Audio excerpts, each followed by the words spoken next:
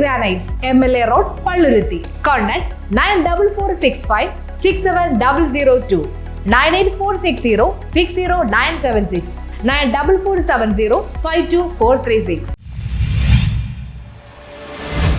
പല്ലാരിമംഗലം പഞ്ചായത്ത് ഹരിതഗ്രാമ പദ്ധതിക്ക് തുടക്കമായി. പല്ലാരിമംഗലം പഞ്ചായത്തിലെ പൊതുസ്ഥലങ്ങൾ, സ്കൂൾ, സർക്കാർ സ്ഥാപനങ്ങൾ എന്നിവയുടെ വളപ്പുകളിൽ വൃക്ഷങ്ങൾ നടുകയും സംരക്ഷിക്കുകയും ചെയ്യുന്ന തരത്തിൽ ഹരിത ഈ ഗ്രാമം എന്ന പദ്ധതിക്ക് വ്യാപാരി വ്യവസായ ഏകോപന സമിതി പല്ലാരിമംഗലം യൂണിറ്റിന്റെ നേതൃത്വത്തിലാണ് തുടക്കമിടുന്നത്. പഞ്ചായത്തിലെ മുഴുവൻ വ്യാപാരികൾക്കും വൃക്ഷത്തൈകൾ എത്തിച്ചു നൽകുകയും നട്ട് സംരക്ഷിക്കുകയും ചെയ്യുന്നുവെന്ന് ഉറപ്പുവരുത്തുന്നതാണ് ഹരിതഗ്രാമം പദ്ധതി കൊണ്ട് ഉദ്ദേശിക്കുന്നത്.